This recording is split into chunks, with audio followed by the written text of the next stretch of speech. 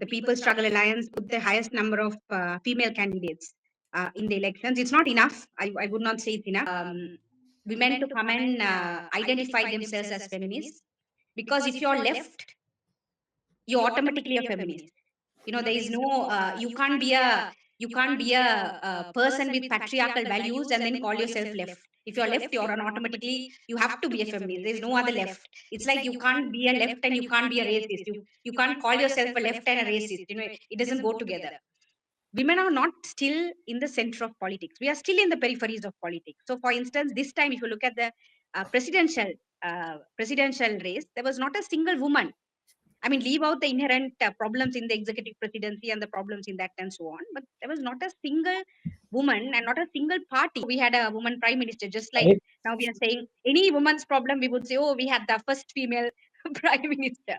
And for the next 15 or 20 years, we would be saying this.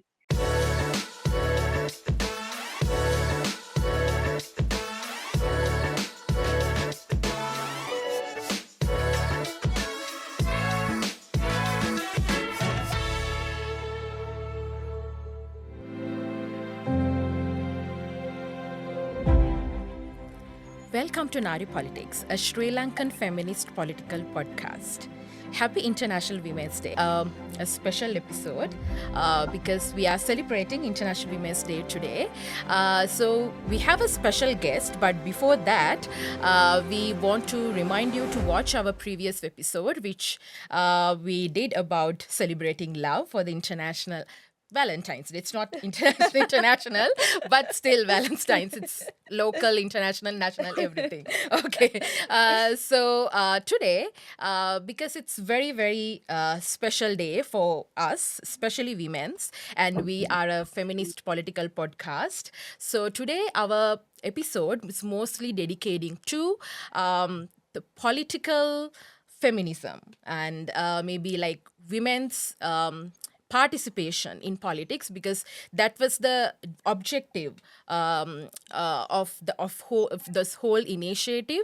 So that's why we thought like we should dedicate this video, this episode for International Women's Day as a special episode. So today we have a guest, but before we introduce herself, I think we have a special video about her political activism. So let's watch that first and then we will introduce her to all of you.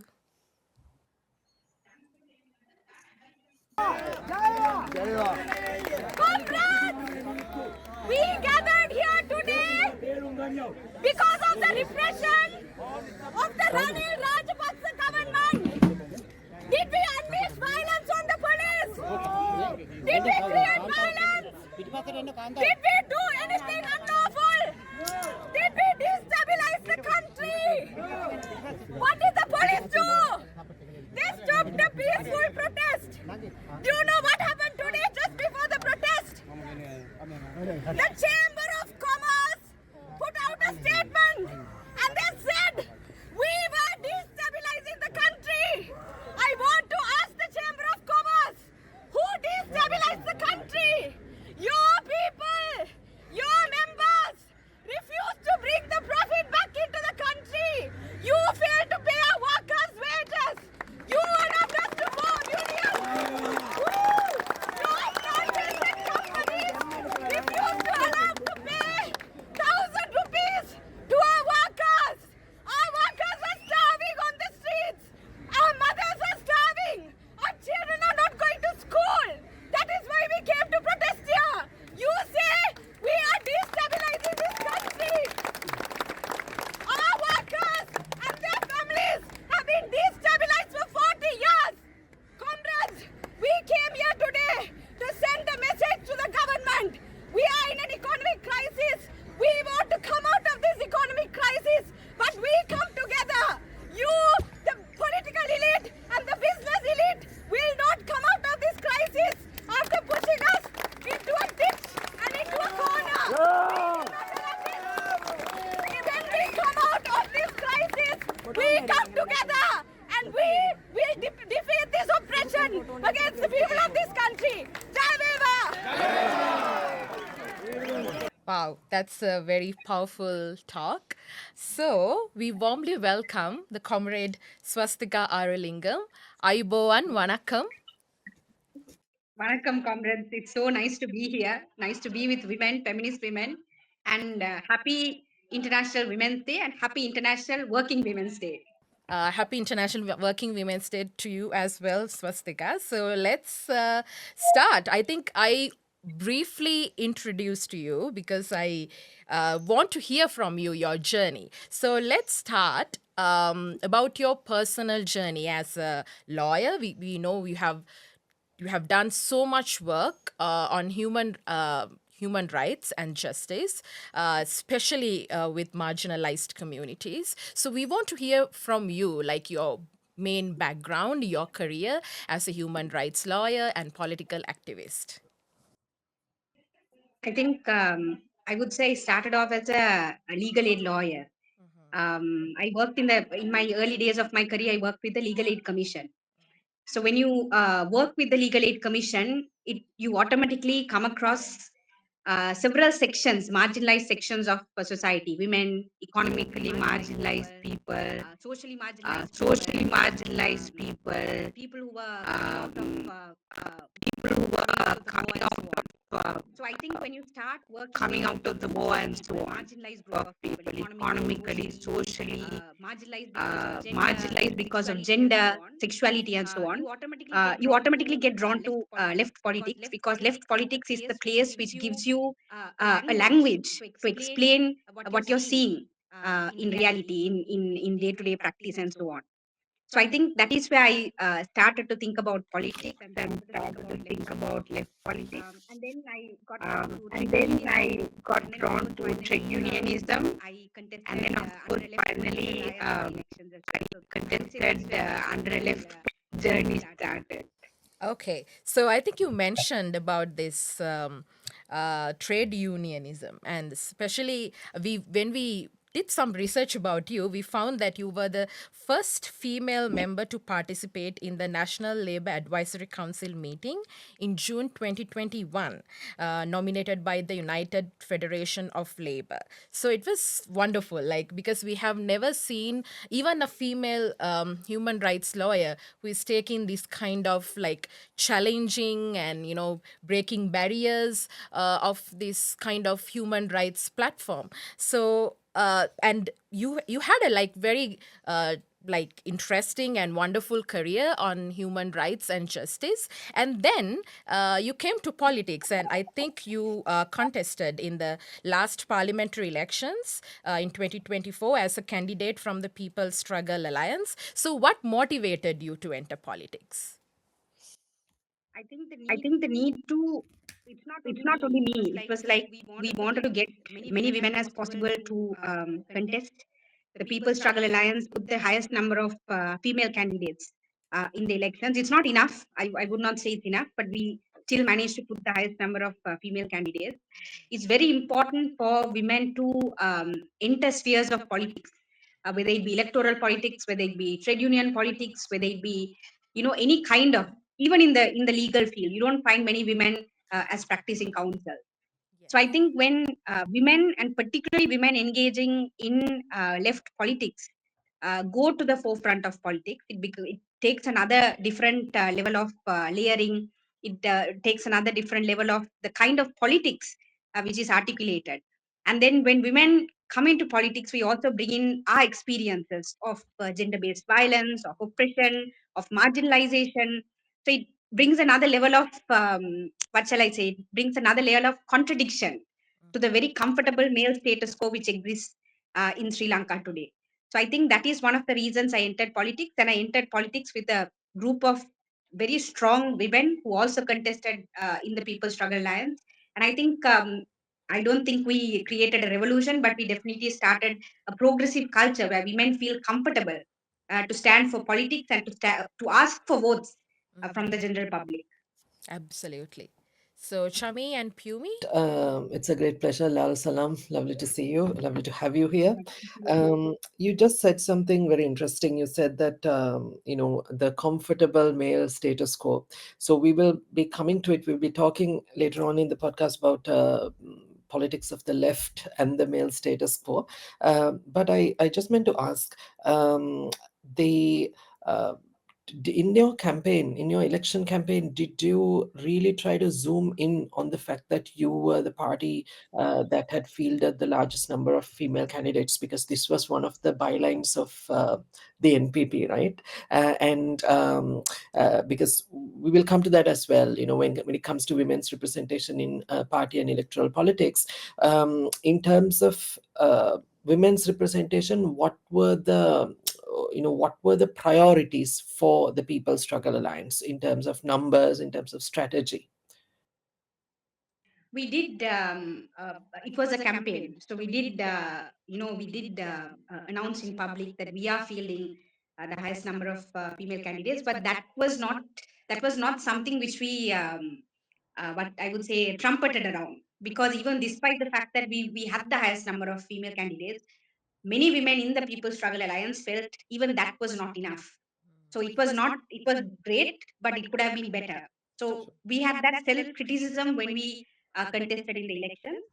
And the fact that there were so many women who were contesting with us also meant that we were able to take um, women issue as a political issue, as an electoral issue. For instance, "My body, my right" was one of the slogans in our manifesto. We spoke about gender, sexuality, rights of the LGBTQI community. We spoke about right to safe abortion, the need for safe abortion in countries like Sri Lanka. So we were able to speak all of that because there was a strong, and not just a female representation, but a strong female representation of women who have been vocal and articulate in politics. So it's not like because we needed this amount of women, we just picked up, just for the, what shall I say, for like what other parties did during local council election. For decoration, we did not pick up women. These are women who have been active in politics, who have been working in politics, and who wanted to come and contest with us. And we said, come, join us, comrades. You will be part of our alliance. So that is the kind of relationship we even built with women who joined the People's Struggle Alliance. So I think that is what made us different to other political parties. It was not namesake representation. Women actually were represented, and we had a voice. We were able to influence policy, and we spoke on behalf of women in the election platform. And we made sure that our male comrades also spoke on women's issue and the issue of LGBTQI community. Thank you so much, Swastika, for that answer. That kind of brought me to ask another question, maybe the final question on this section. But yeah, so in a very patriarchal political system like in Sri Lanka, we talked about it. It's very difficult for women to come into politics and be in the politics, even survive in politics.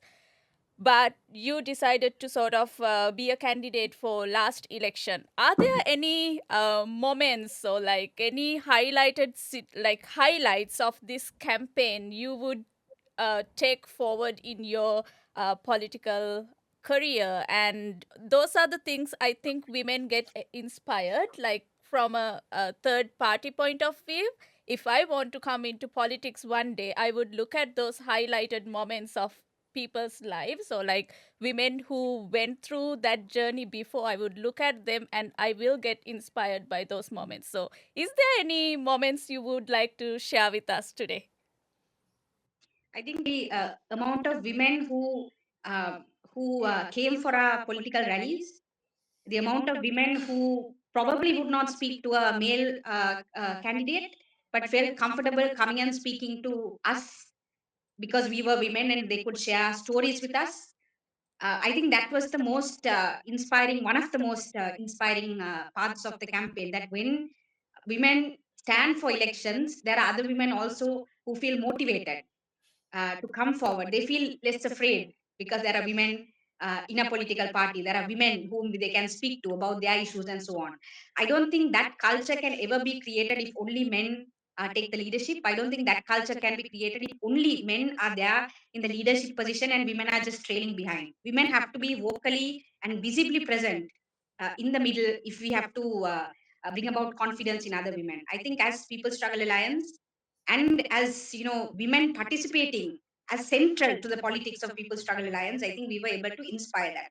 I think that was one of the most inspiring but also a learning lesson for not only the women in the campaign, but also the men in the campaign. That if we want to attract women to come to politics, it's not enough to say, oh, women are not coming, they're not interested. They look after children, they're not interested. I mean, that is what most male comrades would say. But the moment they brought active women into politics, we also saw other women coming into politics. And I think that's a learning lesson for not only the women, but also the men in our political platform. I think that was the most inspiring thing, one of the most inspiring thing about the political campaign. Okay, thank you. So that was wonderful, that section. So now we are going to feminism. Yep. Okay, so let me ask this very direct question. Are you a feminist? Before you answer that question, No hesitation on that. I am a feminist. Hands down. Hands yeah. down. I'm asking that question because in a previous episode we talked about this a little bit, where we recognized that women are in a journey to recognize themselves as a feminist. For an example, for us, we didn't know what is feminism when we were young, and then it came to us later in our life that this is what feminism means, and then we decided to become or like recognize ourselves as a feminist. And also we've met other women around the world who have not yet recognized themselves as a feminist, just because it's a life and death kind of a situation for some of them. So I just wanted to ask you, what is your journey? What is the moment you recognized or identified yourself as a feminist? And what is your journey basically? So I think my experiences, as the experiences of many women, we do in our work we do feminist politics, but we don't identify ourselves as feminists because of certain biases attached to being identified as feminist. For instance, for a long time, I thought feminism was a concept which was developed in the West, and it had nothing to do with women in third world countries and so on. Despite the fact that there were people who have written about feminism in the third world and so on, I still think that bias sticks on to the notion of feminism. Feminism. So my journey, of course, was I was doing my masters, and almost as a joke, I want to know what this feminism was about. So almost as a joke, I took a course called Feminist Legal Theory. It was not even a serious thing. It was like, let me learn what this feminism is and what these feminists are talking about, and all about this intersectionality and all of these big words, right? So I took the course, and the my teacher was excellent, of course. And when I started reading the material, I realized these are things which we have experienced, which we have spoken about, which we have felt, which we have been made to feel, but we did not have the language to articulate our experiences. We did not know the language of power. And so when I was learning feminist theory, what I realized was feminism and feminist theory is the language to articulate women's experiences. One of the things, right? It's the language to articulate women's experiences. When women came out and said, what is personal is political. I mean, that is something which we go through on a on a day to day experience. But that is something which feminists, that phrase, something which feminists came up with.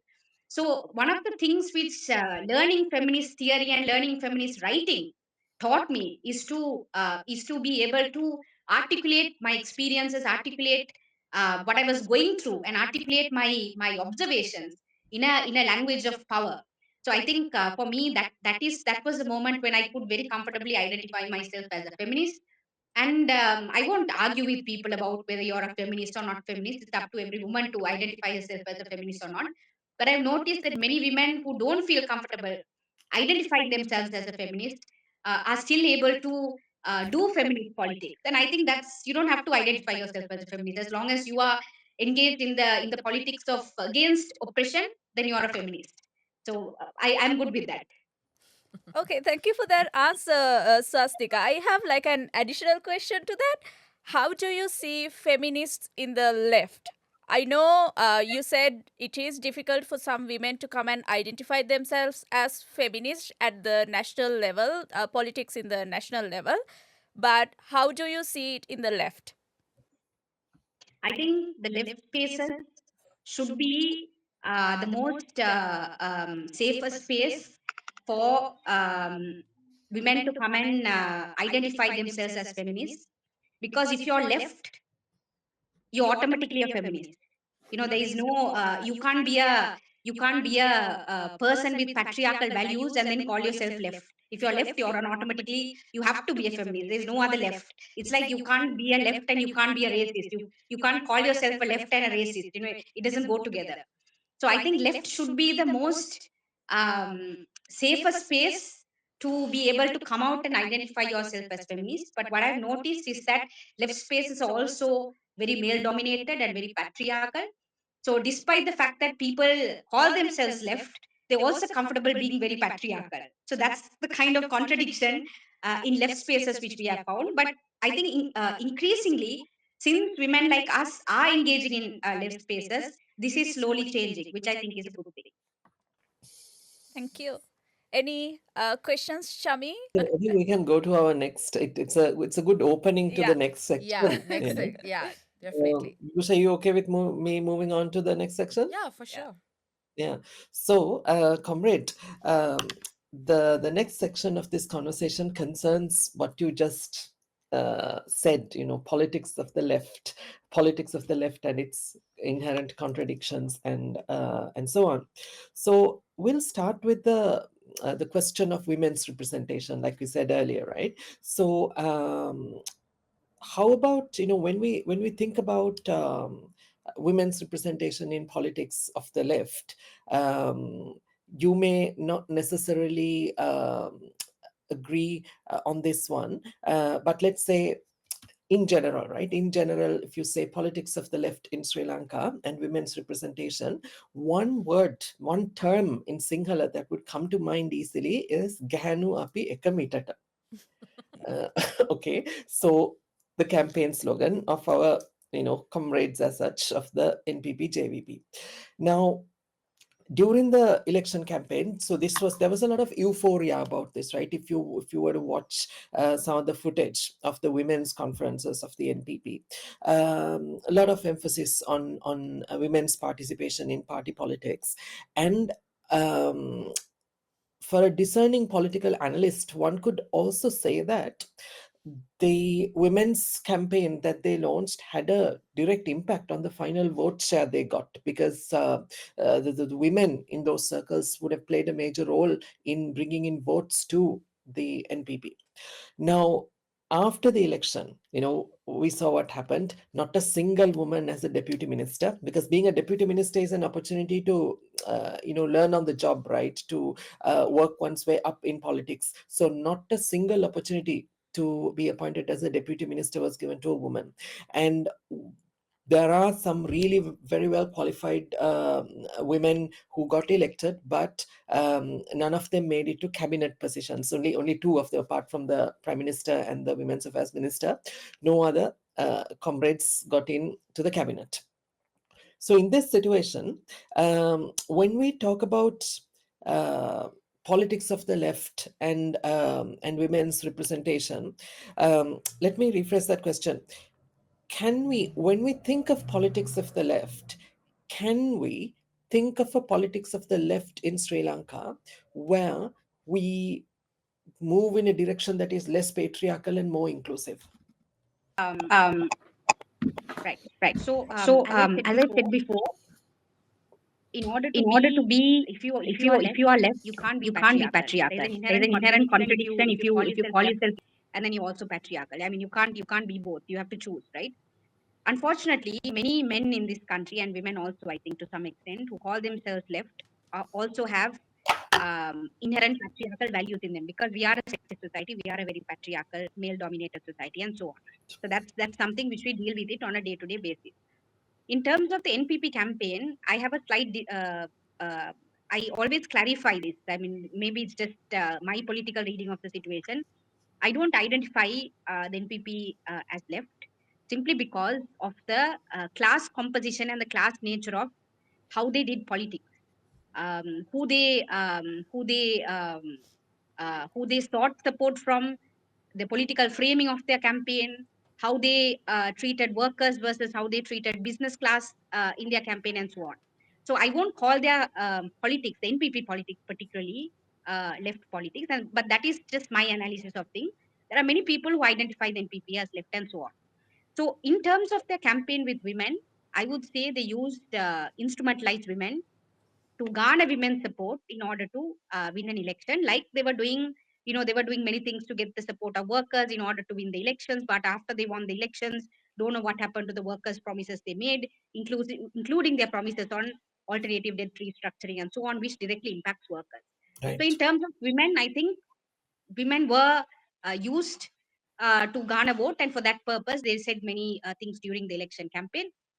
But after the election campaign finishes, we are still waiting on some of the promises to decriminalize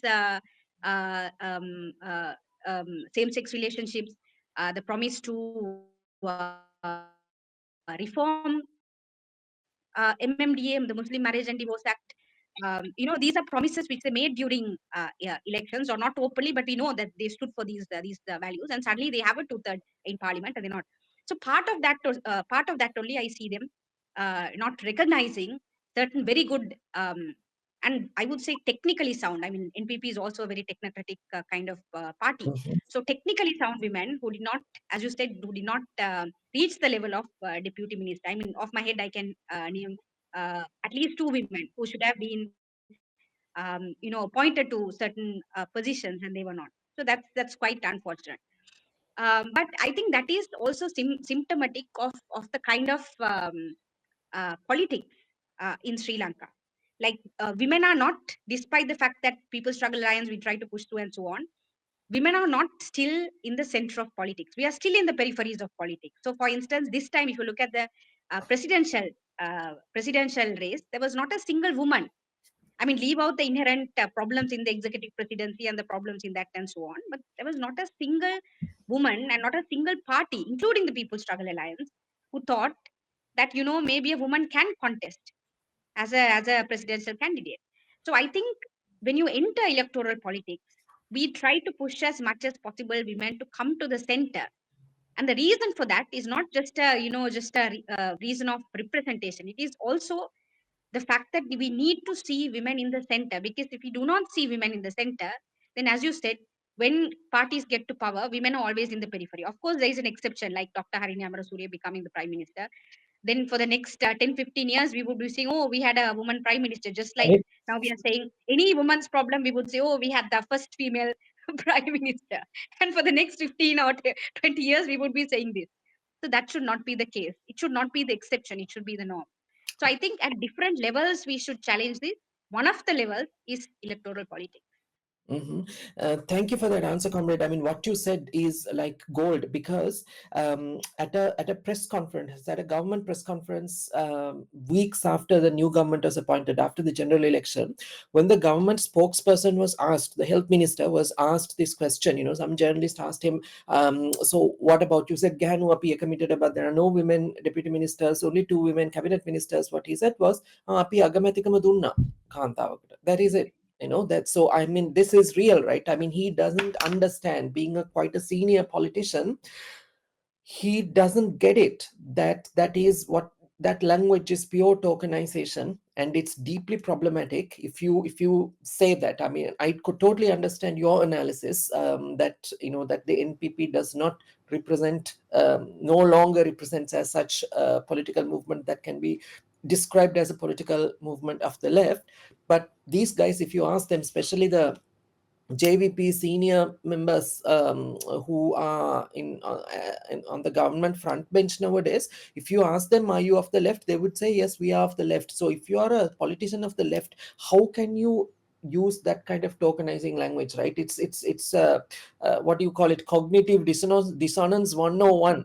And so that is in that situation, right? I mean, Kumari Javardhana wrote about this stuff decades ago. So it looks like we are at square one. And you said that, peripheries of politics. I mean, if you want to write a book about women in politics in Sri Lanka, maybe that's a good title, The Peripheries, at the Yes. periphery of politics. So if you want to, I'll conclude this section with this question here. So we have these issues, right? We have an issue of political culture where the masculine is seen as the status quo, like you said at the very beginning of this conversation.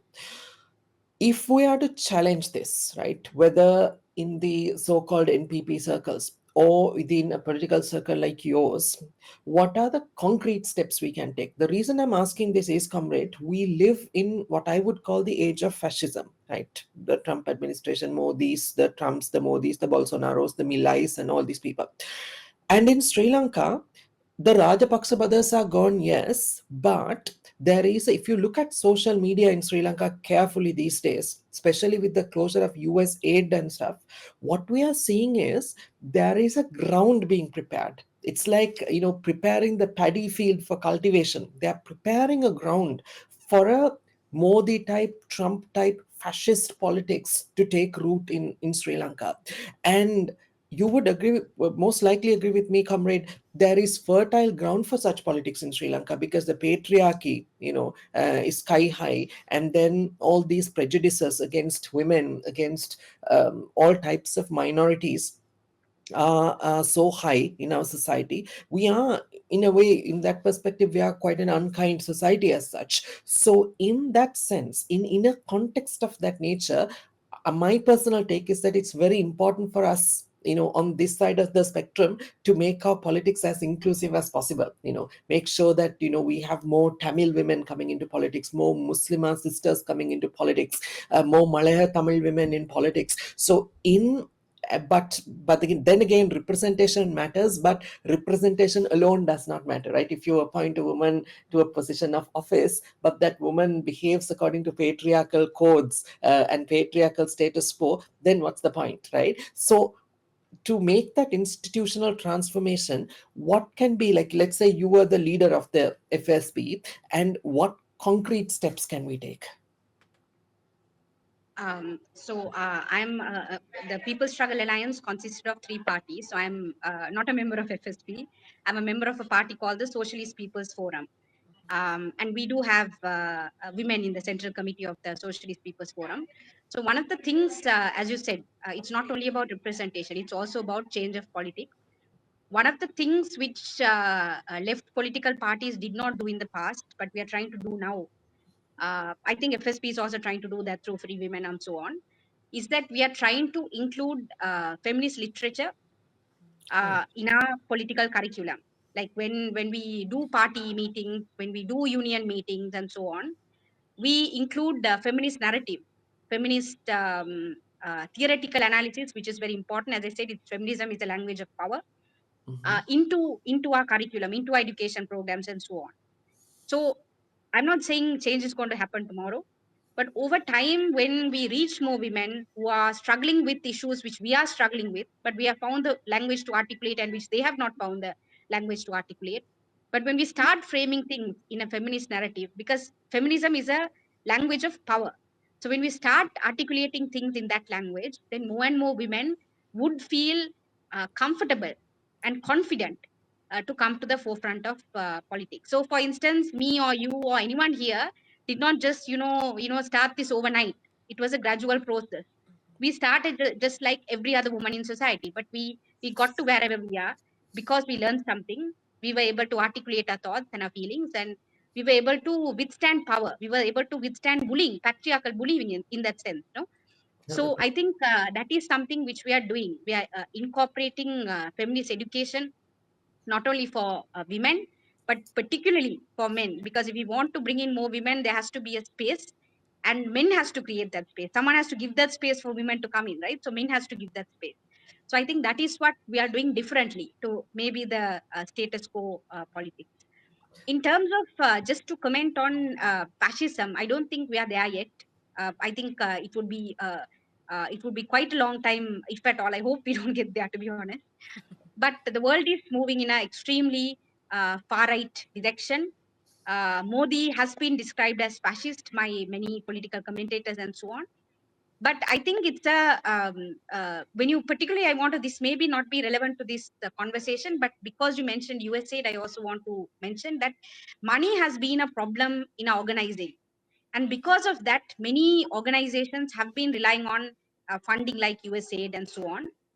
But what I have found to be quite problematic, and this is leaving out the practical aspects of organizations which rely on funding like USAID, like for instance, jobs were at peril when the USAID pulled out and so on. I'm very, very sensitive to that.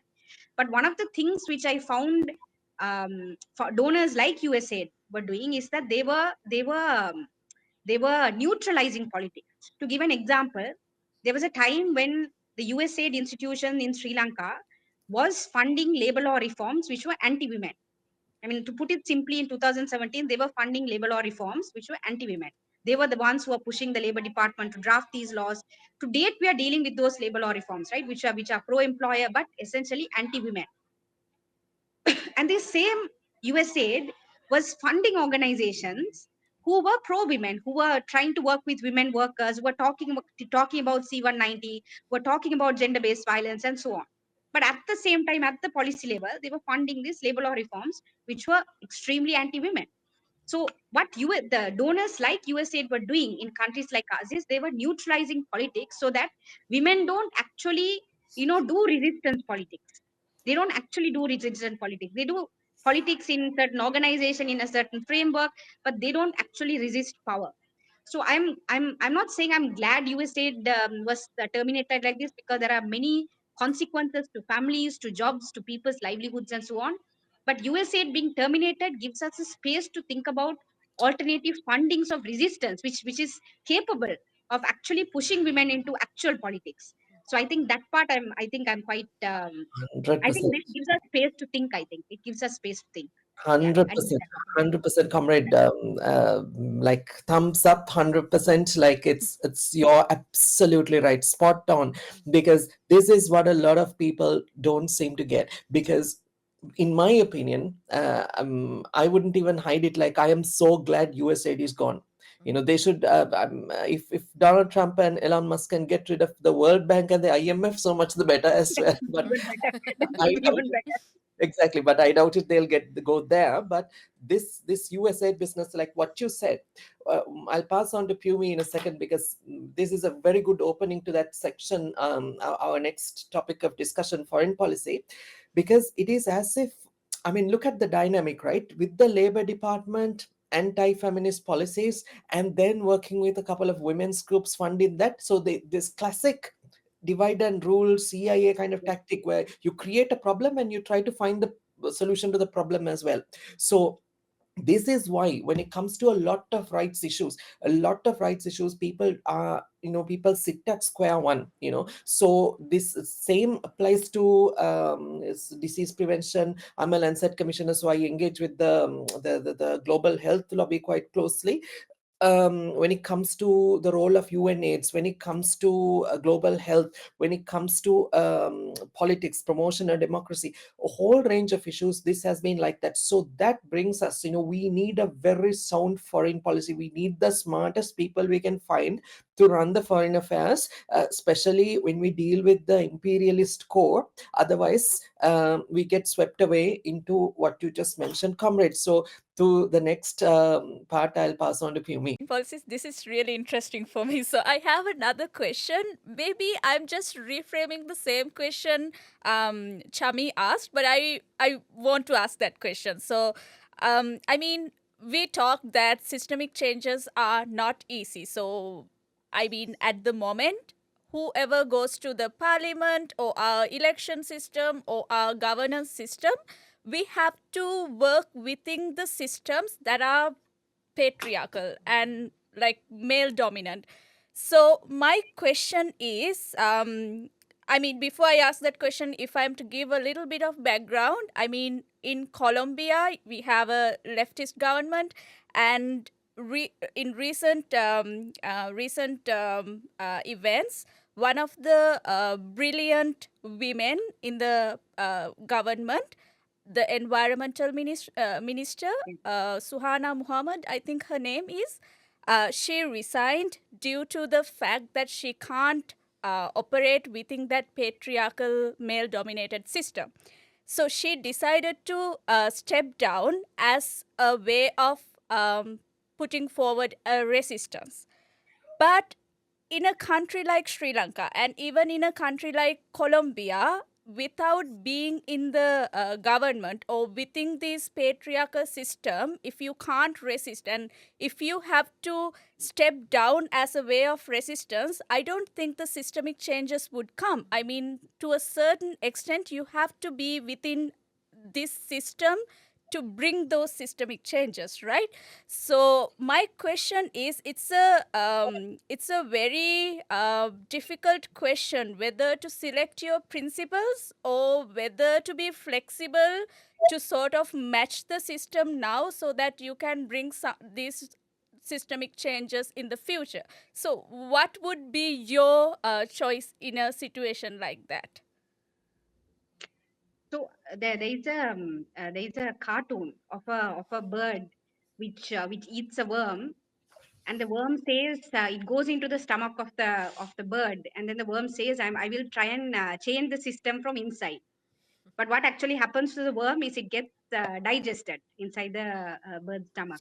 So I think in left politics we call parliamentary democracy as the democracy of the bourgeoisie. I mean, if you look at the composition of parliament today, how many factory workers or how many women workers who know to operate machines, who are the producers, how many plantation workers are in fact in parliament, like who know to produce the wealth. The people who produce the wealth in this country are um, factory workers, plantation workers, and migrant workers. None of them are in parliament. Of course, people claim to represent them and so on, but none of them are in parliament, right? So parliament is also a representation of a certain class of people, and because of that, they represent the interest of that class. Because if not, then how do we explain, for instance, the fact that progressive labor laws have not been passed to protect women, to recognize the right to unionize in this country? If you unionize, the next day you will be out of job in every single factory. That's the story, right? So within the parliamentary democracy, once you decide to get into that, then you must also know the limitations. There is no revolution inside parliament. You can't do revolution inside parliament. So once you know the limitation, I would agree with you. If you, for instance, when I was contesting for the elections, if I did get into parliament, if I sit in the opposition, I was under no illusion that I was going to bring about a revolution by sitting in parliament. The revolution or the change in status quo or the change in society, which is what we mean by revolution. When we say revolution, people mean armed revolution. It doesn't always have to be violent. It has to come from outside. It has to come from the society. Society has to push a different form of government, a different form of parliament, a different form of existence. So once you get into parliament, I don't know if you resign and say this has become. I mean, I think at some point you have to make a political call. If it has become too much of a government which is representing business interests, for instance, in Colombia, I mean, they have serious environmental problems, and it's an act of resistance. I would say to resign, because they are also dealing with corporate interests which have killed activists in the past and so on, right? So that could be termed as an act of resistance. But even in countries like Sri Lanka and so on, it depends on, you have to make a call. Would it be better if you sit in the government and manage whatever the government is doing, like what I see many female politicians doing right now? When the government, for instance, we have a politician who came from the plantation community, right? She came from the plantation community, and at that time, and during the time of election, the government was pushing her forward, instrumentalizing, or I would say using her to portray the government as a very progressive government and so on. But soon after the government came to power, they did not speak about the wages of estate workers. They are talking about not giving land rights to estate workers. Majority of the estate workers, in fact, I would say 90% of estate workers are women, right? So there is a limitation to what you can do through parliament. So if we, my answer to your question is that I don't think we can. This is a capitalist society. So if we stand for election and if we get into parliament, we must know the limitation of what we can do inside parliament. But one of the things which we can do from parliament, which is what people who identify themselves as left do not do in Sri Lanka, is that you can support the resistance outside. Give a voice for that resistance in parliament, like what we see Jeremy Corbyn, for instance, doing in the UK, right? You can become the voice for the resistance. You can stand for struggles and protests and strikes and demands which are coming from farmers and fishers and women workers out from outside parliament, which I don't see many women parliamentarians doing under this government, which is the saddest part to me. It's not what they're not doing, because there are limitations, but things which they can do, they're not doing, and that is for me the saddest thing. Brilliant answer, Swastika, honestly, because I think we are not giving that due, or like we are not giving that weight to the resistance from outside, I think. I mean, when I think about it, all the systemic changes we had so far in the history, I think they came from outside rather than being Yes. inside. So, yeah, that's a brilliant answer. And that takes me to the next section of our podcast today. It's about foreign policy. Like everything else right now with the government, I don't think foreign policy is going anywhere. I mean, we talked about that within ourselves with Chami and Vibusha, and we don't see any initiative from the government for like past few months to sort of take foreign policy to the next level, not even doing the minimum of things you could do to sort of salvage the foreign policy we are having right now. So my question is easy to ask, but maybe easy to not so easy to answer. But what would you prioritize if you were our foreign minister right now in Sri Lanka? I think very simply the debt issue. And we took the position exit IMF. People said that it was a radical position, that is not possible. But we did not. Our politics does not come from ideas floating in the air. It comes from grounded realities. It comes from experiences from other countries, what other countries have done when they're caught in the trap of the IMF and so on. So we took the position which people said radical, but actually it's not radical. We said exit the IMF agreement because we had a large we had a growing current account surplus. It is on that we said exit IMF. We said we need to restart talking about debt restructuring, because what this government did, despite the fact that during the election campaign they did say we are going to enter into an alternative debt restructuring agreement. Once they came to power, they became completely scared to face international creditors, despite the fact that there were so many international economies who were directly or indirectly talking to the government at that time. So they could have asked for an alternative debt restructuring, but they did not want to go into that, because the president's main advisor is the head of the Chamber of Commerce, whose members the Chamber of Commerce has members who have borrowed, who had given credit to the government. So it's like we went into debt negotiation with creditors on both sides. So obviously we got what we got, right? So these are the things I think I would do differently. Definitely a non-aligned policy, and definitely closer ties to smaller countries. Our foreign policy is too much obsessed with, are you with China or India or US? But we have forgotten that there are other countries in this world whom we can form business ties with, who would like to engage without disrupting our economy, without disrupting the sovereignty of our country's economy. So these are things which I would focus on, but we are too much caught up with too much caught up with, either do we do are we with the US or are we with China, that kind of foreign policy. I think foreign policy must be much more diverse and so on. But while we are talking about foreign policy, I think the government is acting like any other um, government. They go for the easiest option, and they're easily scared because this government is new to power. So they want to remain in power. I mean, they took such a long time to come to power. So once they're in power, they don't want to let it go. So they take the options which they think are the easiest option. But as members of this society, as civil society, as trade unionists, as activists, I think what we can do is we have a role to push for a different kind of foreign policy. For instance, as trade unions, what we are doing is we are linking with trade unions across the world. We are trying to form international alliances with other workers across third world countries to form a solidarity and call for a united call to cancel debt. So that is something which we are doing as workers and women workers. So I think activists and civil society also has a role to play to form an alternative ground to push for alternative foreign policy. So the more we become strong on the ground, the more the government also can't ignore us. And the reason why the government is just sticking to the status quo is because the people who are advising the government, or who are funding the government are those people who are benefiting from the status quo.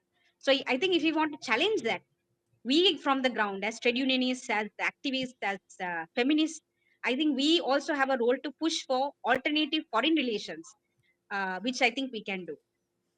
Thank you so much. I think it's time for us to think outside the box. I mean, we are too much concentrated or like to be in this box and not look outside that. That's the problem we are having.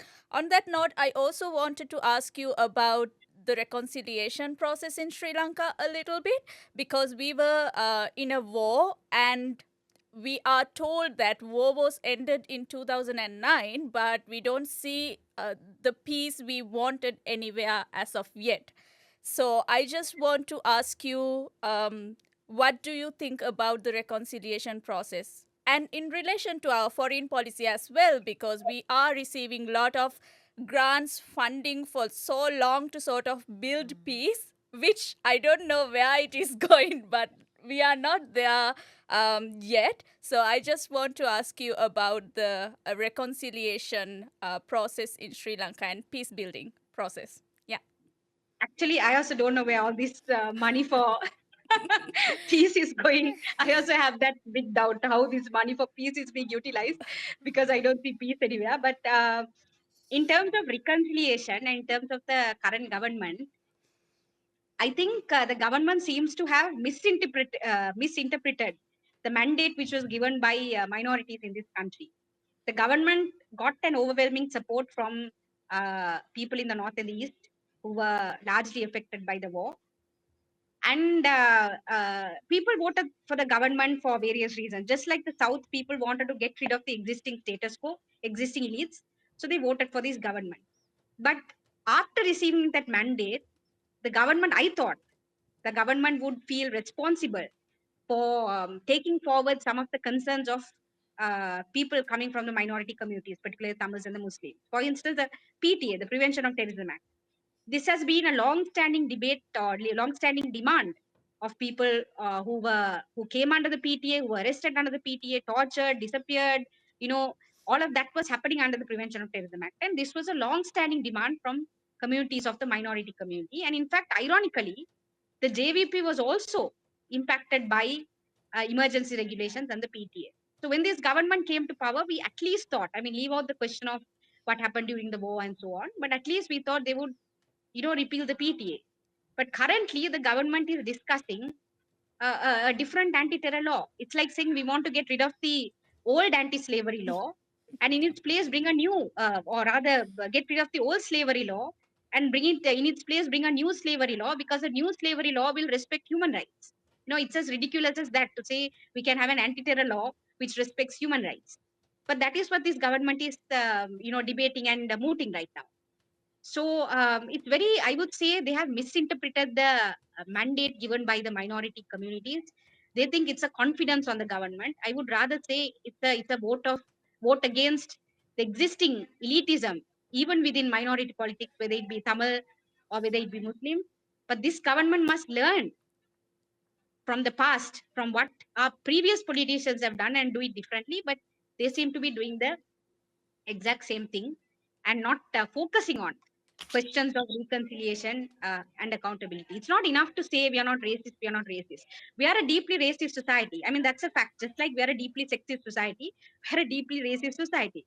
So in a deeply racist society, it's not enough to announce, no, we don't tolerate racism, we don't tolerate racism, without actually taking concrete steps to counter racism, which is something which is government. I have not seen a single initiative by this government, whether it be language, whether it be issues of Buddhization, which is happening in the north, whether it be the issue of the PTA, whether it be the issue of disappearances. I have not seen concrete steps or concrete plans to counter some of the violence which was inflicted upon the minority communities. So I think if the government doesn't do what the minority communities thought it would do, I think eventually they will also end up as a status quo political party. So I hope that doesn't happen. I mean, the minority communities did vote for this government. I hope the government self-critically looks at its own past because we cannot forget that the JVP also stood by a very racist government, including the Mahinda Rajapaksa government. In fact, supported the government to end the war the way it did end in 2009. So I hope the NPP also self-critically looks at its own politics and its own past and really strive to do differently, since it has a two-third now in parliament.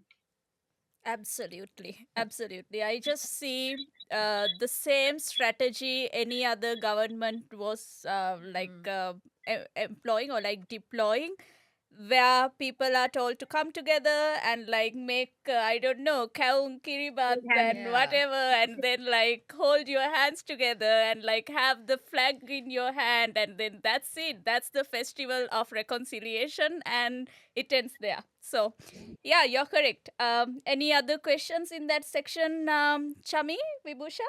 And I think what Swastika was saying about the self-critically looking at the previous decisions they took as a political party, and now as the government, positionality is so important. I think we have talked about this. I think in many episodes.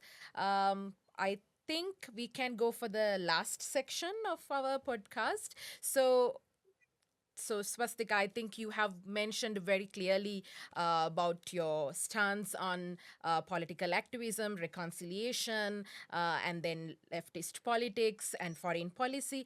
And now, what next? So, our final question is what next? What are the future plans?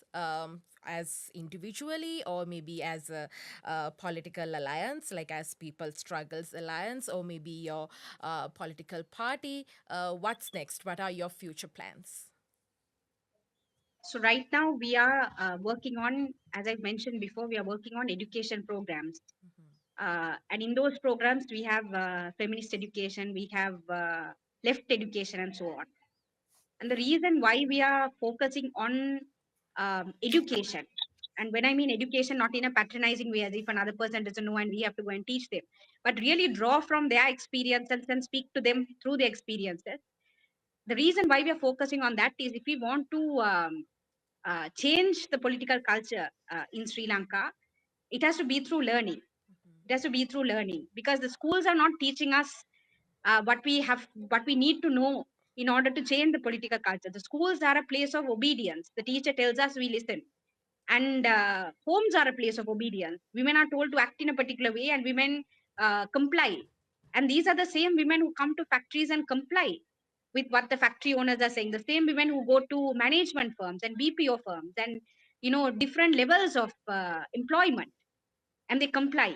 And that the fact that they comply is what has resulted in so much of violence against women in our society, with so little people questioning that violence. So we are focusing on left education and feminist education. Of course, as I mentioned before, there are many challenges, funding challenges, challenges of getting women to come and participate. All of those challenges are there, just like any other political spaces. But I really want to, as a political activist, as a trade unionist, as a member of the Socialist People's Forum and the People's Struggle Alliance, I think that is where I saw the need to be filled during the last election campaign also. And that can't be done during an election campaign. It is a long-term process, which many other countries took seriously and did. But unfortunately, our government is not investing in that kind of education. So as alternative spaces, as spaces of power, I would say, trade union is a space of power for women. I think that is where I want to focus on in terms of political activism. Brilliant. So, are there any questions from Chami or Piumi? Can you say a word about the necessity of, because in Nāari Politics, right, we have been, since our inception, we've been talking a lot in our podcast and also in our private conversations about the necessity of feminist education, right? About maybe translating critical feminist texts, such as the work of Dr. Bell Hooks, and critical feminist knowledge into our languages, to Sinhala and Tamil, and promoting feminist education, like you said this earlier in our conversation, because if people don't know, they don't know, right? Because we can't judge people when they act based on whatever knowledge they have. So because feminism is so much kind of put at the sidelines and demonized and negatively perceived even in supposedly progressive circles, um, in what you said about promoting education, how would you see how can we do better when it comes to doing a better job with feminist education, inclusive, especially feminist perspectives of the left? So, as you said, a lot of work. I mean, we do have third world feminists who have written about third world feminism and so on. But as you said, many of the literature is in language which is not Sinhala and Tamil. And yes, there has been some translation work which has been done by left, particularly left feminists and so on. But I would say it's inadequate. So what we do is people like me who can read English language would read a text, and then I would have to teach someone else, as opposed to if it's in English or Tamil. So many other people can learn. They don't need to rely on a few teachers, right? So, Mhm. as part of feminist education, translation is also important. In Tamil, there is some substantial translation because of Tamil Nadu and feminists in Tamil Nadu and so on. But in Sinhala, I think much more work has to be done in terms of translation. I know some women are attempting to do this, but I think it's inadequate. So I hope, as we have not really thought of it, to be honest. But when you said it, I also I'm also reflecting on it, that as part of a process of feminist education, we also must think of translation of ideas and translation of theoretical work which has been done, which is going to be the language which is going to be used by us when we form this this feminist future actually. So I think that's important. I agree with you. I completely agree with you that more needs to be done on translating texts into Sinhala and Tamil, which is what is going to really change the nature of education and so on. Maybe that's something we can collaborate on for a feminist future in Sri Lanka. Exactly. We were talking about this Yeah. actually because we learned so much feminism through our learning process, and we want to give this to our future generations as well. So, with that, we are going to conclude our podcast today. Thank you so much, Swastika, for this opportunity. We really enjoyed your ideas, your thoughts. It's amazing, and we wish you all the very best for your future plans. We see lots of potential in you, and you have very brilliant, feminist, very progressive ideas on economy, foreign policy, and feminism. So we want to wish you and we thank you for coming today and giving us this opportunity to hear you and to learn from you. So thank you so much. I Thank you so also much for having me, Chami, Piumi, and Vibu. Thank you so much, comrades. And once again, happy International Working Women's Day. Thank you. I also Thank you. wanted to say something actually. Yeah. Like I said before, I got goosebumps when I saw you speaking on that road in a protest, and we want that swastika more. I Yes. think Sri Lanka needs you. Yes. So good luck with all the work you're doing, and yeah, let's look at collaborating on some stuff on the way. But yeah, good luck with all the work you're doing. Thank you so much. Thank you Absolutely. so much, and keep doing what you're doing, because this is also, we were talking so much about education, but podcast done by three feminist women is part of that education process. So congratulations on what you have done so far, and hope you continue to do this. Yes. Thank Chami? you, Yeah. comrade. Yeah. Thank Yes, you. to me, this is a big fangirl moment. I'm a big fan of yours. I've been so for a long time, and like Fumi just said, I get goosebumps too whenever I see you Mm. in action anywhere. So it's a great pleasure and a tremendous honor to have Thank you so shared much. space with you. Thank So you so much. Thank you. thank you. So, with that, we are concluding our podcast for today. So, you can actually subscribe our YouTube channel, and also you can have view our episode on social media channels such as Facebook, Instagram, and TikTok. So, we will come back with another wonderful and interesting episode, maybe with a guest or maybe three of us. We will be doing something interesting posting in next few weeks. So until then, have a great day and happy International Women's Day again. Thank you.